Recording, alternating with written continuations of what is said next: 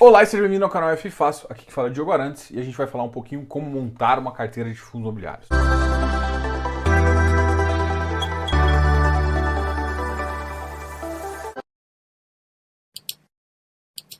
Uau, né? Talvez esse seja um vídeo muito esperado, a gente já falou um vídeo anterior de como escolher segmentos, como tratar segmentos e hoje a gente vai traçar uma estratégia. Então fica até o final do vídeo que você vai gostar muito do que você vai ver. Então beleza, traçar uma estratégia.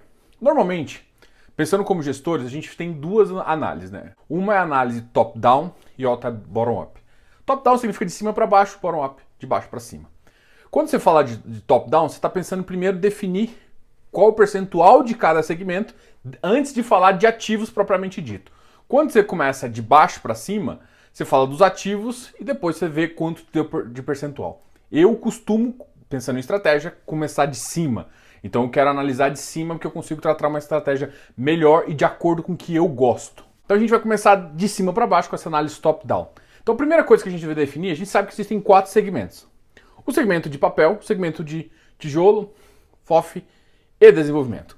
FOF é mais ou menos o que a gente está fazendo agora. Então, a princípio, a gente vai considerar esse de lado. É possível ter, mas esse não vai definir a nossa estratégia de entrada, tá ok? Desenvolvimento, a gente vai colocar só em caras que gostam de perfil de muito mais risco e tem uma visão muito mais de longo prazo. Então, por enquanto, nessa análise primeira que a gente vai fazer, vamos só avaliar entre papel e tijolo.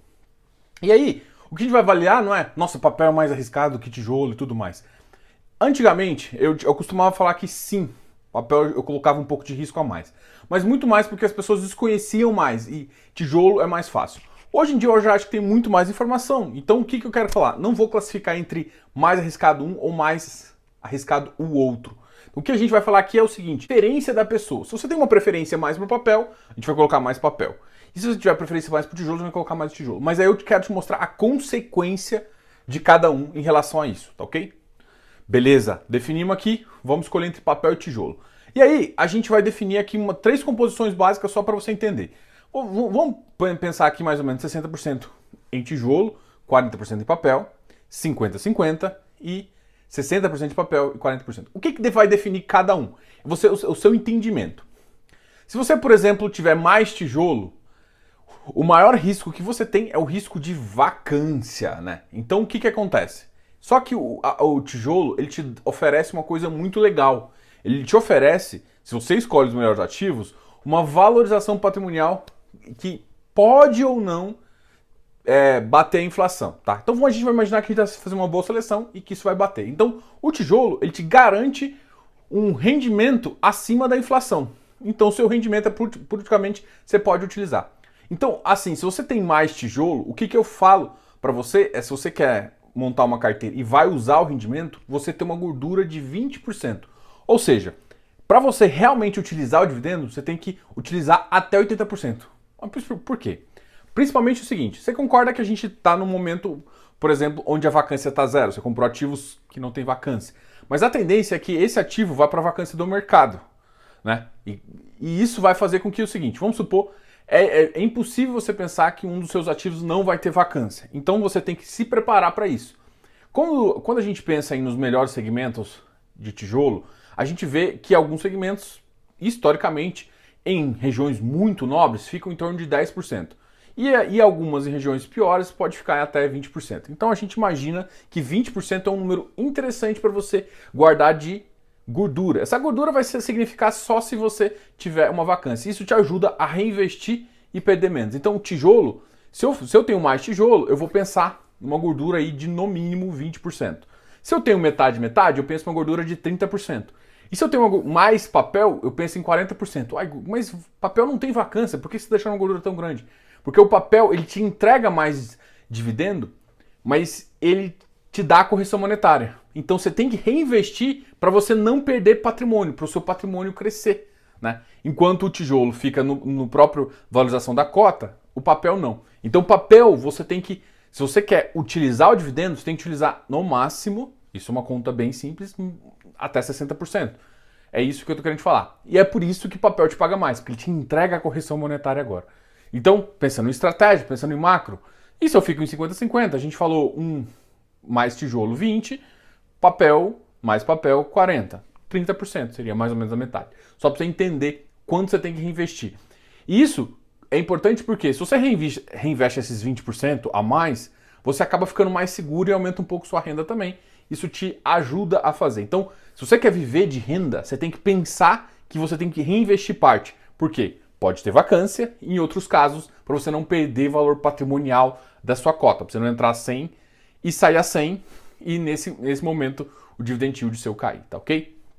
Então, a primeira análise é essa. Então a gente agora definiu a porcentagem de cada um e a gente agora vai para um pouco mais que eu chamo de micro. A gente começa a descer a escadinha. Definiu o tijolo, qual segmento de tijolo você quer?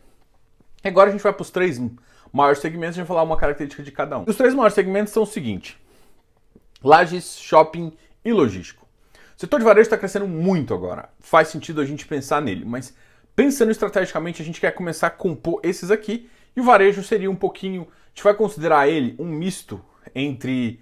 Porque eles estão dependendo muito de contratos, então eles parecem muito com os logísticos, só que eles estão dentro da cidade, então eles têm um potencial de valorização, dependendo da região, muito mais forte do que os logísticos. Então ele tem um mix de logístico com área, né, que pode valorizar. Então isso também é ser considerado, vai valer a pena, mas primeiro a gente vai considerar essas 3 macro áreas. Vamos pensar na área mais central, que é o de lajes corporativas, que são os offices aí também. Então, nesse caso, os offices, eles têm uma vantagem extremamente legal. Qual que é essa vantagem? Normalmente, eles não ficam muito tempo vago. Por quê? Porque, principalmente se for numa região, você consegue recuperar antes. Nossa, Diogo, mas o que você está falando? Estatisticamente falando, as lajes, elas conseguem se recuperar num setor... Pensando numa ocupação muito boa, pensando em ocupação boa, nem sempre a gente está nesse cenário, em até 6 meses. É claro que tem lajes que já está ocupada há 2, 3 anos, mas em média, a volta dessa laje para ser ocupada, ela é um ciclo muito menor, comparado com outros ativos. Eu estou comparando aqui, por exemplo, com o segmento de logístico, que pode demorar 2 anos. Pode antes? Pode, mas em média, logístico, setor de segmento logístico, não no momento de expansão, mas no momento geral você consegue ter o ciclo onde ele desaloca o ativo e loca muito maiores. E isso também você consegue ver que os ativos melhores, esse ciclo é menor, ok? Mas no geral, lajes você tem um ciclo menor, logístico você tem um ciclo muito maior. Então essa é uma parte da concepção. Em compensação, os de logístico têm contratos maiores, contratos atípicos e cap rates maiores. Então aqui eu tenho cap rates maiores justamente também para compensar essa situação. Então se eu quero mais yield, eu vou mais para logístico. Mas você lembra que se acontecer uma vacância, o risco de ficar mais tempo é maior. Então é isso que você vai ter que colocar na sua carteira. Segundo detalhe, lajes. Lajes, teoricamente, as melhores ficam com vacância baixa. Você pode olhar as melhores nas melhores regiões lá, a gente já comentou um pouco sobre isso, né? A gente vai falar de JK, Faria Lima, Vila Olímpia.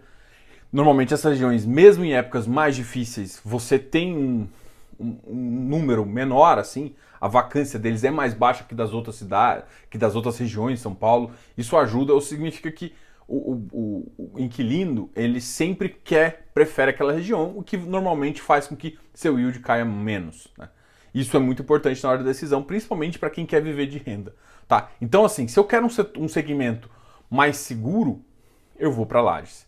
Principalmente as lajes bem localizadas. Só que tem que tomar muito cuidado que lajes, atualmente, teve algumas lajes que começaram a ir para segmentos, para regiões não muito atrativas desse ponto. Então, você começa a ter mais yield, mas você tem um risco às vezes até maior do que dos logísticos. Por quê? Porque você não tem a atipicidade do contrato. Então isso você tem que entender na hora da sua seleção. Então se você está indo para lajes para ficar confortável, você tem que escolher esse ramo de lajes confortáveis para essa estratégia. Tem mais lajes. Pensa em 30% de logístico e 20% de shopping. Vamos supor assim, eu acho que uma carteira muito conservadora. E então assim, essa seria a primeira estratégia. Então assim, mais lajes você deixa um conservadorismo maior. Shopping sempre foi um cara queridinho. Qual que é a característica dos shoppings? Os shoppings normalmente sempre tiveram características de baixíssima vacância e de um yield um pouco maior, só que eles são muito, assim, o faturamento depende um pouco do mercado, né? Que você sempre teve aquele 13º, devido à loja. A loja ela paga um aluguel mínimo mais o faturamento. E sempre no último mês do ano a gente tem esse faturamento maior, o que a gente acaba considerando nesse 13º aí, o que é muito positivo. A grande questão é o seguinte, a gente viu durante desse Covid, essa crise, que mudou, né? Mudou a referência do mercado. Isso. A vantagem é o seguinte, o brasileiro gosta ainda de shoppings, acha que os shoppings têm uma referência. E mesmo com logístico, e-commerce desenvolvendo, a gente vai utilizar de uma forma mais social os shoppings. Então os shoppings têm essa atratividade, acredita que se baixando a inadimplência, né, a inadimplência, ou seja, aumentando o fluxo de pessoas no shopping, os shoppings vão voltar a ser o que é. E eu classifico os shoppings mais ou menos como se fosse o equilíbrio ali. Ele paga um pouquinho mais que as lajes sempre pagaram, historicamente pagaram, e paga menos do que e tem contratos atípicos. Só que normalmente a vacância dos shoppings sempre teve um positivo, sempre teve um momento muito positivo no mercado, né? Então, essa vacância sempre foi. Se você escolhe bons shoppings, a procura dos shoppings, a fila de espera dele sempre foi muito alta. Você vê que a gente fala dos ativos no geral, mas fala das características dos melhores ativos. Então, você tem que tomar muito cuidado para quando a gente fizer essa análise, você ser fiel a quando você escolher o ativo lá embaixo, que é o último passo, você ser fiel ao que você planejou. Então, assim, a gente tem esse planejamento onde, se eu quero ficar mais conservador, eu vou utilizar mais lajes e atualmente, contratos atípicos, eles também te protegem. Então, o que a gente faz? A gente coloca 50% em lajes, 30% em contratos atípicos, no segmento de logístico, e 20% de shoppings. Principalmente por isso que a gente não sabe essa recuperação. No momento atual, eu considero um dos tipos de carteira mais conservadores que tem. E aí a gente vai para a sugestão 2, mais moderado. Onde o que a gente faz? A gente diminui lajes, aumenta logístico, ou seja, você está aumentando o yield e aumenta também, você sai de 20% de shopping, vai para 25% de shopping, e você sai de 30% de logístico para 35% e você sai de 50% para 40% de lajes. Você ainda está conservador, porque a maior parte da sua carteira ainda está em lajes.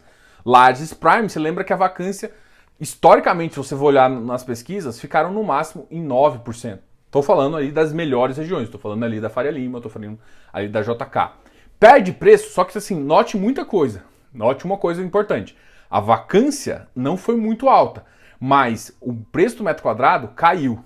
E é por isso também que você sempre tem que lembrar daqueles 20% lá que eu falei. Não só porque às vezes a vacância não cai desses segmentos bons, mas o preço do metro quadrado cai. Então o rendimento por cota pode cair. E isso é muito importante também. Então a segunda opção moderada, a gente vai aparecer aqui na tela assim como é que vai funcionar, mas 40% de lajes, 35% de logístico e 25% de shopping. E aí a gente vai para o terceiro, talvez um formato um pouco mais arriscado, onde a gente coloca, por exemplo, 30% de... A gente coloca 30% de lajes, 35% de shopping e 35% de logístico. Ou seja, a gente aumentou shopping e logístico, tá? E isso é talvez uma visão mais arriscada. Diogo, eu posso ter mais logístico ainda para aumentar mais o yield, deixar mais atípico o meu contrato? Pode. Isso aumenta um pouco o risco. Mas aí entra um segundo detalhe também. Lembra-se que o e-commerce já está numa fase de expansão, tá? E por que eu estou falando isso? Está numa fase de expansão, se não acontecer o evento econômico que continue essa expansão, a gente pode ir já para um período de retração e recessão. Não estou falando que isso vai acontecer, mas é um risco. Ou seja, enquanto os de lajes estão num período ainda de recuperação, os nossos amigos do logístico já estão em outra fase do segmento. Então, atual no segmento, eu pensaria nesse cenário. Se eu for ficar muito no cenário que está em expansão, e se a economia começar a ir ruim, esse cenário de expansão ele pode voltar para recuperação. Por quê? Porque já tem muita gente produzindo logístico. E produzir logístico é diferente de produzir lajes. Porque produzir logístico, você produz o logístico em um tempo muito menor do que lajes. Então isso atrapalha um pouco o ciclo. Então se a economia não continuar crescendo, como você tem um ciclo menor de logístico, você pode entrar também numa fase de recuperação um pouco antes. Então vai ser ciclos menores, né? Ainda mais agora que está acelerado. Enquanto não acelerar, a gente não vai conseguir ver. Agora a gente já está sofrendo um momento de expansão até positiva, porque parte dos logísticos, os que têm contratos atípicos, estão conseguindo reorganizar e aumentar nas regiões melhores o valor pelo metro quadrado. Isso é muito importante para a gente. Na minha concepção, eu não coloco mais que 35% de logísticos por conta dessa visão. Mas é possível colocar? É possível, desde que você entenda toda essa logística que eu estou querendo falar, toda essa intenção que a gente vai fazer de mercado. Então, aí o que a gente vai fazer? Você viu que eu defini X% que a gente definiu entre tijolo e papel, e depois a gente define qual que é a porcentagem de cada um dos segmentos macro que a gente está fazendo. Vamos supor, Diogo, que a gente considere outros. E outros pode ser, por exemplo, varejo, pode ser agro. Você coloca aqui no tijolo também, você coloca, eu quero deixar 20% para outros. Pode? Pode. E aí você vai entender o risco do outro, e aí você vai classificar. Pô, como eu disse, esse setor de varejo, hoje em dia eu colocaria ele um pouco mais moderado, ele está se baseado no contrato, mas ele tem ainda, dependendo da região, uma atratividade do solo. Porque o logístico está mais afastado, mais ou menos afastado da cidade. Então isso também importa em termos de você vender a terra ali e vender o próprio galpão, né? Então entraria nessa fase também e você pode acompanhar. Então, Diogo, eu quero uma carteira mais mista ainda. Então pega uma sugestão moderada, por exemplo, coloca 20% de outros ativos e aí você coloca, por exemplo, 15% de varejo e 5% de agro. Então você pode fazer isso também, dependendo se você estiver aberto a essa sugestão. Não sabe? Fica no clássico que é o setor mais fácil de ser avaliado. Então a gente define isso e aí tem que lembrar que você definiu uma porcentagem de tijolo, vai dividir e aí você vai chegar no percentual ideal que você vai ter que ter daquele segmento da carteira. Chegando naquele segmento é onde você vai fazer a seleção dos ativos que você quer e aí você vai encaixar ele nesse determinado percentual. Não fica achando que o percentual vai ter que ficar exatamente não, mas é só para você ter uma ideia de quanto daquele ativo você teria que colocar na sua carteira, definindo a sua estratégia. E é por isso que a gente faz isso. Então, definindo o tijolo, a gente já definiu. Agora a gente vai definir o papel. Porque o risco a gente vai definir agora. Papel e tijolo, um ou outro, você pode pegar uma carteira de papel com baixo risco e uma carteira de tijolo com alto risco. Que vai depender, porque o risco, você vai pegar mais ativos que têm risco de vacância, com yields maiores, esses caras aqui têm maior risco, entendeu? Então você vai definir isso na estratégia secundária. A gente já falou um pouquinho de tijolo, agora vai falar um pouquinho de papel. E papel a gente vai definir em 3 riscos, né? O papel ele é classificado entre high grade, middle e high yield. Ou seja, high grade é o cara mais blasé que a gente tem no mercado, mais meia boca.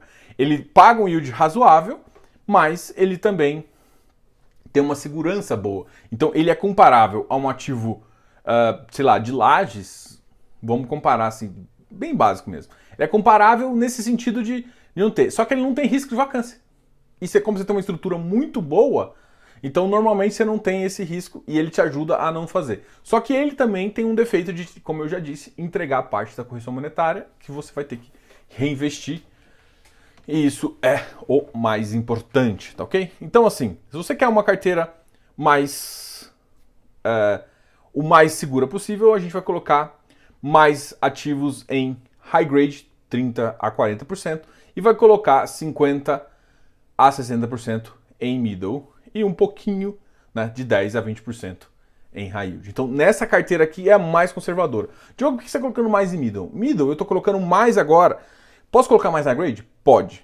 Nessa situação onde a gente ainda está inseguro com a reforma, os high grades eles podem sofrer mais se vier. Apesar de eu não achar que vem, a gente já teve muitos efeitos aí que não vai vir essa mudança, mas isso é importante de você entender. Então essa é uma visão que eu quero que você tenha. Mas, ou seja, você pode ser conservador, você vai ter uma parcela de high grade, mas você vai ter uma parcela maior de middle.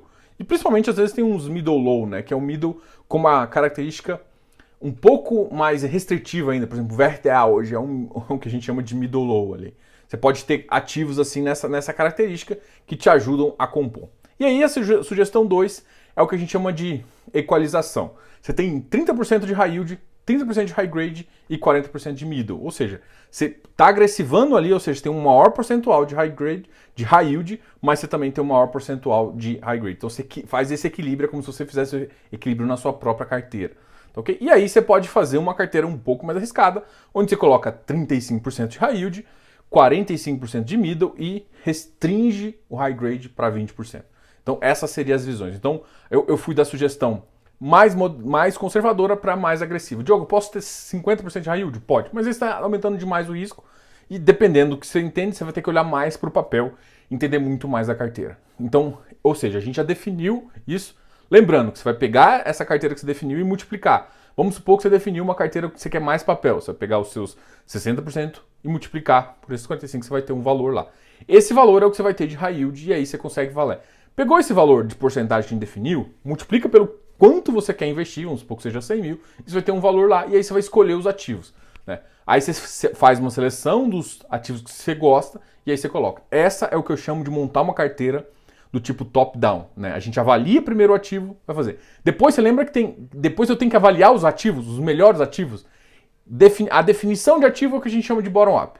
A definição de ativo a gente não vai fazer nesse vídeo, tá? Então a gente está falando aqui só da característica macro para você montar a carteira. Para decidir os ativos, a gente vai fazer uma outra aula depois, tá ok? E a gente vai te dar até um recado porque a gente vai fazer os melhores FIs. Com os melhores FIs da Bolsa, uma aula no dia 8 de setembro, você vai conseguir enxergar muito bem sobre isso, tá ok? Então fica aí a dica muito importante para você fazer. E isso vai te ajudar nessa análise que eu chamo de bottom-up, que é definir os ativos já definindo um percentual que você tem para ele na carteira. E é assim que a gente monta uma carteira de fundos imobiliários e às vezes até uma carteira macro que você vai fazer pensando no exterior e tudo mais, ok? Isso pode te ajudar. Qualquer dúvida, deixe comentários aqui e eu sempre posso te ajudar porque eu sou um consultor CVM e parte disso é o trabalho que eu faço diariamente ajudando as pessoas a fazer, ok? Isso vai te dar mais conforto e isso vai te dar um pensamento aí de entender melhor a sua carteira. Diogo, canal FI Fácil.